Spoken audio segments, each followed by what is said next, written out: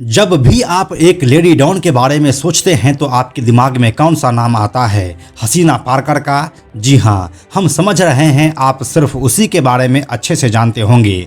वैसे हमने तो आपको कई और कहानी भी सुना रखा है, जैसे कि जेनाबाई दारूवाली, इकरा कुरैशी, सपना दीदी और करीमा आपा, लेकिन ये सब उस लेवल तक नहीं पहुंच पाई थी। मुंबई अंडरवर्ल्ड की पहली लेडी डॉन कहलाने का हक जिसके पास है वो है अर्चना शर्मा। जी हाँ, आप सही सुन रहे हैं। अर्चना शर्मा वो नाम है जो किसी भी तरह से अंडरवर्ल्ड के मेल डॉन से पीछे नहीं है। अर्चना शर्मा का खौफ सिर्फ उत्तर प्रदेश और मुंबई ही नहीं बल्कि नेपाल से लेकर दुबई और सिंगापुर तक था। डी कंपनी के बॉस दाऊद से सीधे बैठकर बात करने वाली अर्चना शर्मा की कहानी बहुत ही ज़्यादा फैसिनेटिंग है। अगर आप इसे सुनेंगे तो आपको भी ऐसा ही लगेगा। किस तरह से बॉलीवुड फिल्मों में काम करने वाली अर्चना शर्मा मुंबई अंडरवर्ल्ड की पहली लेडी डॉन बन गई, आइए आपको बताते हैं आज के इस वीडियो में। हेलो एंड नमस्कार, मेरा नाम है प्रशांत और आप देख रहे हैं बेजोड़जोरा.com का यूट्यूब चैनल। कुछ दिनों पहले जब हमने आपको मुंबई अंडरवर्ल्ड के डॉन बबलू श्रीवास्तव की कहानी को सुनाया था, उसमें हमने अर्चना शर्मा का भी जिक्र किया था। इसीलिए आज की यह कहानी अर्चना शर्मा के बारे में ही लेकर आए हैं। अर्चना शर्मा का पूरा नाम अर्चना बालमुकुंद शर्मा है। वह मध्य प्रदेश के उज्जैन में पैदा हुई थी। उनके पिता का नाम बालमुकुंद शर्मा है और वह पुलिस में थे। उनको 4 बेटियां थी। उसने सबकी परवरिश अच्छे ढंग से किया और सभी को अच्छे से पढ़ाया लिखाया भी। अर्चना बचपन से ही पढ़ने में काफ़ी तेज थी, साथ ही उसे एक्टिंग का भी शौक था। अर्चना शर्मा बड़ी होकर एक्टिंग में ही अपना करियर बनाना चाहती थी। हालांकि अर्चना के पिता ने उसकी स्कूलिंग खत्म होने के बाद उसका एडमिशन लखनऊ के एक लॉ कॉलेज में करवा दिया। उज्जैन की अर्चना अब लखनऊ पहुंच चुकी थी। वह वकालत की पढ़ाई करने तो लगी, लेकिन उसके सपने तो कुछ और ही थे। उन्हीं सपनों को पूरा करने के लिए कुछ सालों बाद वह लखनऊ छोड़कर मुंबई चली गई। अपने परिवार की मर्जी के खिलाफ वह माया नगरी मुंबई पहुंच चुकी थी। उसे अपने सपने पूरे करने थे। वो अपने ख्वाबों को उड़ान देना चाहती थी। इसके लिए उसे मुंबई से बेहतर कुछ और नहीं लगा।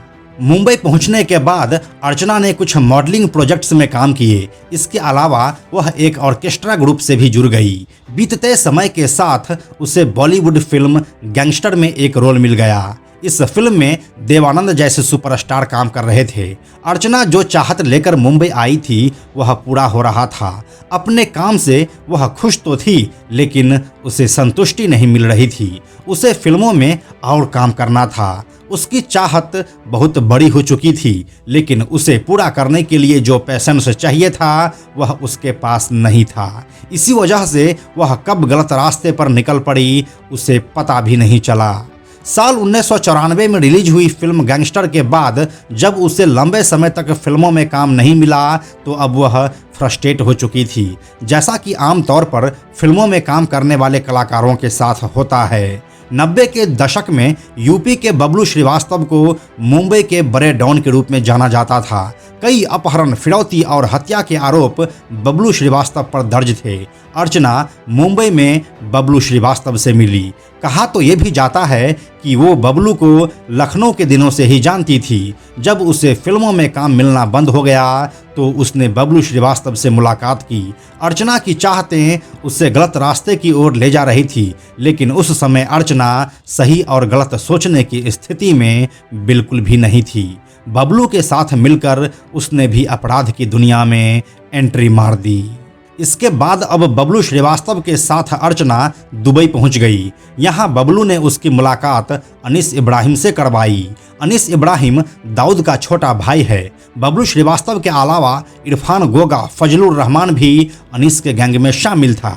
अर्चना भी अब उस गैंग की मेंबर हो गई, यानी कि अर्चना शर्मा अब डी कंपनी के लिए काम करने लगी थी। अर्चना को बबलू श्रीवास्तव के साथ किडनैपिंग का काम सौंपा गया। उस दौर में बबलू श्रीवास्तव किडनैपिंग किंग के नाम से जाना जाता था। अर्चना की जिम्मेदारी थी अपहरण करना और उसके बदले में फिरौती वसूलना। बबलू श्रीवास्तव के साथ कई किडनैपिंग में उसका नाम सामने आया। 90 के दशक में उसके ऊपर कई अपहरण, फिरौती मांगने, रंगदारी वसूलने और लूटपाट के मामले दर्ज हुए। अर्चना जेल भी गई लेकिन जमानत पर छूटकर बाहर आ गई। वैसे हमने आपको बबलू श्रीवास्तव की कहानी को पूरे विस्तार से इस वाले वीडियो में बता दिया है, जिसे आप ऊपर के आई बटन पर क्लिक करके देख सकते हैं। साल 1995 में बबलू श्रीवास्तव को सिंगापुर से इंटरपोल ने गिरफ्तार कर लिया। अब अर्चना शर्मा किडनैपिंग के खेल की मास्टरमाइंड बन चुकी थी। वह फजलुर रहमान और इरफान गोगा के साथ मिलकर अपने नेटवर्क को और मजबूत कर रही थी। वह बिजनेसमैन का अपहरण करके फिरौती के रूप में बड़ी रकम की मांग करती थी। उसका नेटवर्क दुबई और नेपाल में भी फैला हुआ था। ऐसा कहा जाता है कि नेपाल की राष्ट्रीय प्रजातंत्र पार्टी के नेता मिर्जा दिलशाद बेग से भी अर्चना के करीबी रिश्ते थे और वह उसकी हर काम में मदद भी करता था। इसके बाद में बबलू श्रीवास्तव ने जेल से बाहर आने के बाद अर्चना शर्मा की हेल्प से ही मिर्जा दिलशाद बेग की हत्या करवाई थी। वैसे मिर्जा दिलशाद बेग की क्या कहानी है और क्यों उसका मर्डर हुआ था, उस बात को हमने इस वाले वीडियो में विस्तार से बता दिया है, जिसे आप ऊपर के आई बटन पर क्लिक करके देख सकते हैं।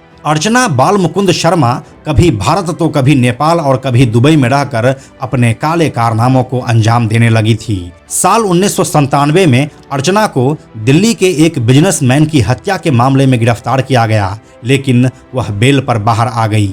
इसके बाद कोलकाता के एक बिजनेसमैन के अपहरण की साजिश को लेकर भी अर्चना का नाम पुलिस की लिस्ट में शामिल हुआ, लेकिन साल 1998 में पुणे के एक बिजनेसमैन के बेटे के अपहरण और हत्या के मामले में तो अर्चना सीधे तौर पर पुलिस के निशाने पर आ गई। अर्चना शर्मा पर पुणे में एक पेट्रोल पंप के मालिक के बेटे के अपहरण और उसके हत्या का आरोप लगा था। अर्चना और उसके गैंग पर केस दर्ज हुआ। इन सभी केसेस में अर्चना का नाम मास्टरमाइंड के तौर पर दर्ज हुआ था। ऐसे ही एक के बाद एक कई केसेस में अर्चना शर्मा का नाम आने से वह पुलिस के लिस्ट में मोस्ट वांटेड बन गई।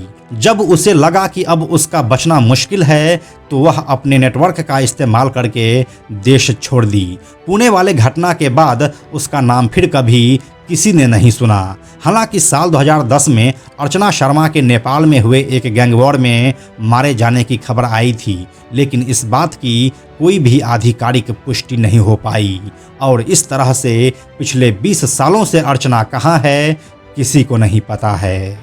तो यही थी मुंबई अंडरवर्ल्ड की पहली लेडी डॉन अर्चना शर्मा की पूरी कहानी। आपको यह कहानी कैसी लगी हमें कमेंट में लिखकर बताइए। हम जल्दी मिलते हैं आपसे एक नए वीडियो के साथ। अंत में एक और ज़रूरी बात, हमने बेजोड़ जोड़ा का एक टेलीग्राम चैनल भी बनाया है, जहां आपको हमारे सारे वीडियोस के लिंक सबसे पहले मिल जाएंगे। इसलिए आप लोग टेलीग्राम पर भी हमसे जुड़ें। टेलीग्राम पर हमसे जुड़ने के लिए सिंपली आप टेलीग्राम ऐप के सर्च में जाकर बेजोड़ जोड़ा लिखिए और चैनल पर जाकर ज्वाइन बटन क्लिक कर दीजिए। आप हमसे जुड़ जाएंगे। यह वीडियो अगर आपको पसंद आया तो इसे लाइक और शेयर जरूर करें। आने वाले वीडियोज़ के लिए बेजोड़ जोड़ा को सब्सक्राइब करके बेल आइकन को टच करना ना भूलें। Thank you so much.